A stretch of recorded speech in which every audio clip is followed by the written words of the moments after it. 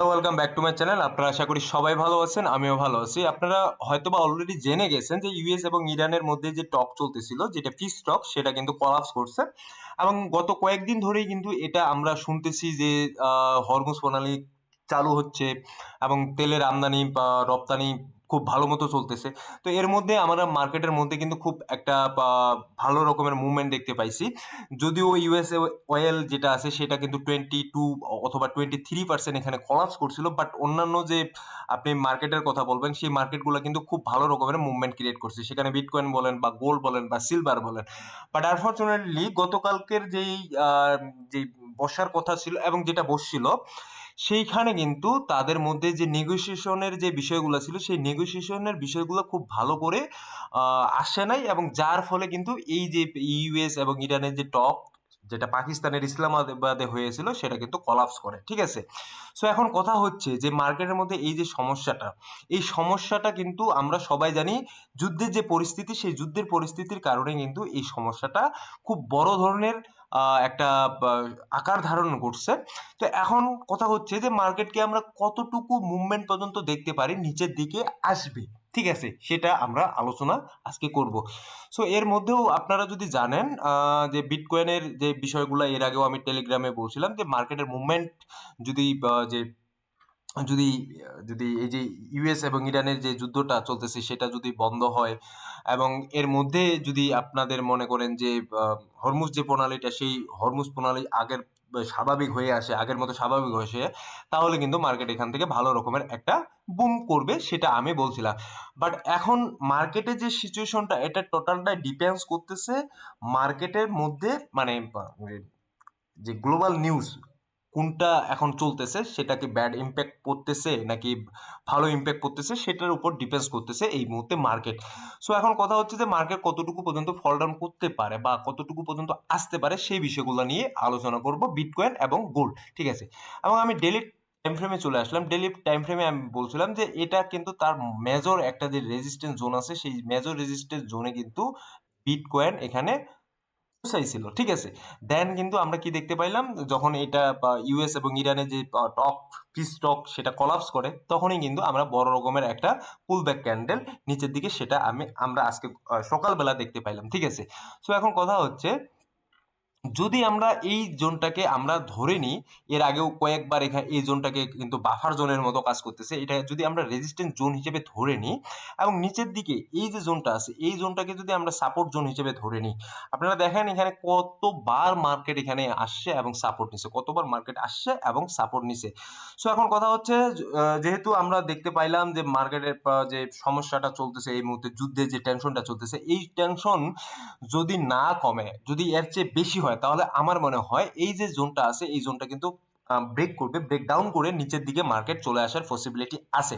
এবং যদি সমস্যাটা কয়েকদিনের মধ্যে খুব নর্মালাইজ হওয়ার চিন্তা ভাবনা করে, তারা যদি চিন্তা করে যে না, বিষয়টা আমরা নর্মালাইজ করি, তাহলে কিন্তু এইখানে আপনাদের যদি আমি বলি যে এইখানে হয়তোবা এতদূর পর্যন্ত মার্কেট আসবে ওয়াটার ব্লক নিয়ে, দেন কিন্তু মার্কেট আবার উপরের দিকে মুভমেন্ট ক্রিয়েট করবে। ঠিক আছে।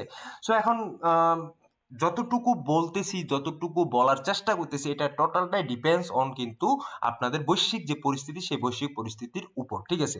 এখন অনেকে গোল্ডে ট্রেড করেন, এখন বাইন্যান্সেও আছে বা অন্যান্য যে এক্সচেঞ্জ গুলো আছে, সেইগুলাতেও কিন্তু আমরা গোল্ড দেখতে পাচ্ছি। এবং আপনারা যারা ফরেক্স মার্কেটে আছেন, তারা তো গোল্ডে ট্রেড করতেছেনই। ঠিক আছে। সো এখন কথা হচ্ছে, গোল্ডের ট্রেড কিন্তু সব জায়গাতেই এখন করা যাচ্ছে। তো আমরা গোল্ডটাকে এবং বিটকয়েনটাকে স্ট্যান্ডার্ড মান হিসাবে কিন্তু আমরা এই মুহূর্তে ট্রেডগুলা করব। বাদ বাকি যে অলস কয়েনগুলো আছে, সেই অলস কয়েনের অবস্থান যদি আপনারা বলতে যান বা সিচুয়েশনটা কি, সেখানে আপনারা দেখতে পাবেন যে অলস কয়েনের অবস্থান কিন্তু সেইভাবে নেই, এবং অলস কয়েন কিন্তু লাগাতার ভাবে এত পরিমাণে এখানে দাম করতেছে, সেটা কিন্তু বলার মতো না। তো অলস কয়েন নিয়ে আমি পরবর্তীতে ভিডিও তৈরি করব। আজকের যে মেইন বিষয়, সেটা হচ্ছে যে মার্কেটের যেই সিচুয়েশন, মানে বৈশ্বিক পরিস্থিতির যে সিচুয়েশন, এই সিচুয়েশনে আমাদের বিটকয়েন এবং আমাদের গোল্ড কতটুকু পর্যন্ত নিচে নামতে পারে, সেই বিষয়টা আলোচনা করব। ঠিক আছে। সো এখানে যদি আমরা 4 আওয়ারের টাইম ফ্রেমে যাই, 4 আওয়ারের টাইম ফ্রেমে কিন্তু আমরা দেখতে পাইছি যে এখানে অলরেডি একটা আপ ট্রেন্ডের মধ্যে ছিল মার্কেট, বাট এখানে কিছুটা ব্রেক করছে। আমরা যদি দেখি, এখানে ব্রেক করছে। এখন ব্রেকটা কিভাবে করলো, এখানে যদি আমরা এটাকে একটা রেজিস্ট্যান্স জোন হিসাবে নিই, দেন কিন্তু মার্কেট এখানে ব্রেক করার মতো আমরা দেখতে পাচ্ছি। আর এই যে জোনগুলো আছে এই জোনগুলোতে কিন্তু মার্কেট কনসোলিডিং কিছুটা করছে গত সপ্তাহে। বাট আমার মনে হয় এই যে আগামী সপ্তাহ মানে আগামীকাল থেকে মার্কেট ওপেন হবে সেখান থেকে কিন্তু আমরা দেখতে পাবো যে মার্কেট নিচের দিকেই আসার পসিবিলিটি আছে, কারণ যেহেতু তাদের মধ্যে কোনো নেগোসিয়েশন হয় নাই। তো এখন দেখার বিষয় যে মার্কেট, যেটা বললাম বিটকয়েনের ক্ষেত্রে ঠিক সিমিলার যদি আমি বলি, বা গোল্ডের ক্ষেত্রেও কিন্তু খুব সিমিলার বিষয়টা এখন দাঁড়িয়ে গেছে। আমি যদি উইকলি টাইম ফ্রেমে আসি, উইকলি টাইম ফ্রেমে আমরা দেখতে পাবো মার্কেট এই যে 2 সপ্তাহ ধরে মার্কেট কিছুটা উপরের দিকে উঠছে। বাট আমার মনে হয় যে মার্কেট এই যে জোনগুলো আছে, আমি জোনটা আপনাদেরকে মার্ক করে দিচ্ছি, ঠিক আছে? এই যে জোনটা আছে এটা কিন্তু আমাদের মেইন একটা জোন। এখন এই জোনটা যদি ব্রেক করে তাহলে কিন্তু মার্কেটকে আমরা আরো নিচের দিকে দেখতে পাবো, ঠিক আছে? সো কতটুকু পর্যন্ত দেখতে পারবো সেটা হয়তো বা 3800 বা 3900 এই জোনগুলো পর্যন্ত মার্কেটকে দেখতে পাইতে পারি গোল্ডের ক্ষেত্রে, ঠিক আছে? সো এমত অবস্থায় আপনাদের করণীয় কি সে বিষয়টা নিয়েও আলোচনা আমি এই মুহূর্তে করতেছি। সো যারা আপনারা লং পজিশন ওপেন করে আছেন বা যারা সুইং ট্রেড ওপেন করে আছেন তাদের জন্য আমি বলবো তারা অলরেডি অলরেডি যে একটা মনে করেন যে ট্র্যাপের মধ্যে আছেন, কারণ মার্কেটের এই মুহূর্তে বড় ধরনের ট্রেড করা মানে একটা পজিশন নিয়ে ট্রেড করা উপরের দিকে, সেটা কিন্তু অবশ্যই খুব একটা ভালো কাজ না, ঠিক আছে? বাট আমার মনে হয় যে যারা ডে ট্রেড ইন্টারডে ট্রেডিং করেন বা স্ক্যাল্পিং করেন তাদের জন্য একটা বড় সুবিধা হচ্ছে যে কালকে মার্কেট খোলার সাথে সাথে আপনারা কিন্তু এখানে একটা শর্ট ট্রেড করতে পারেন, সেটা হোক আপনার বিটকয়েনে, হোক সেটা আপনার ইয়াতে গোল্ডে। সো এখন কথা হচ্ছে ক্রুড অয়েলটা নিয়ে একটু আলোচনা করি। ক্রুড অয়েলের দিকে যদি আমরা একটু তাকাই তাহলে আমরা দেখতে পাবো গত কয়েকদিন আগে মানে গত সপ্তাহে ক্রুড অয়েল কিন্তু এখানে 22 অথবা 23% এখানে কিন্তু ডাম্প করছে, ঠিক আছে? আমি সেটা বলছিলাম আপনাদেরকে। তো এখানে এখন আপনারা যদি দেখেন মার্কেট গতকালকে ওপেন হওয়ার সাথে আগামীকালকে ওপেন হওয়ার সাথে সাথে কিন্তু ক্রুড অয়েল এখানে আবার উপরের দিকে যাওয়ার পসিবিলিটি সবচেয়ে বেশি, ঠিক আছে? উপরের দিকে যাওয়ার পসিবিলিটি সবচেয়ে বেশি। সো এইখানে আপনারা যারা ট্রেড করতে চাচ্ছেন তারা এই জোনটাকে তাদের একটা সাপোর্ট জোন তৈরি করে বা আইএসএল এই জোনটাকে ব্যবহার করে, ঠিক আছে, আপনারা ট্রেড করতে পারেন। আশা করি যে এখানে খুব ভালো রকমের একটা বেনিফিট পাওয়ার পসিবিলিটি আছে, ঠিক আছে? এই জোনটাকে আপনারা মার্ক করে রাখবেন এই জোনটা থেকে, ঠিক আছে? সো আশা করি আপনারা বুঝতে পারছেন। এবং এই যে ইউএস এবং ইরানের যে কনফ্লিক্টটা, সেই কনফ্লিক্টটা কতদিনে শেষ হচ্ছে সেটার অপেক্ষায় আমাদেরকে থাকতে হবে। বাট আমার মনে হচ্ছে এইভাবে যদি মার্কেট চলতে থাকে তাহলে অনেকেই কিন্তু হতাশায় পড়ে যাবেন, কারণ আপনার লাগাতার ভাবে যে ডাম্প গুলা করতেছে মার্কেটের মধ্যে।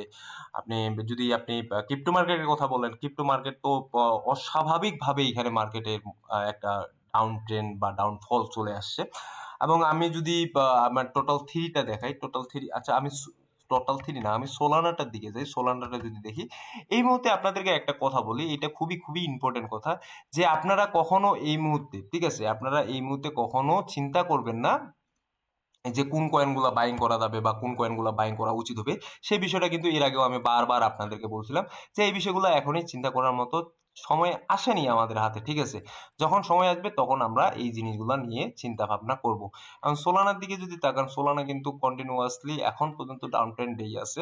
সো এখন আমাদেরকে দেখতে হবে যে মার্কেট কি করতেছে, এবং মার্কেটের মধ্যে যে যে রাজনীতি যে বৈশ্বিক যে পরিস্থিতিটা, সেই পরিস্থিতি কিন্তু অনেকটা ডিপেন্ডস করতেছে। সো এই বিষয়গুলো নজর রাখেই কিন্তু আমাদেরকে মার্কেটে কাজ করতে হবে।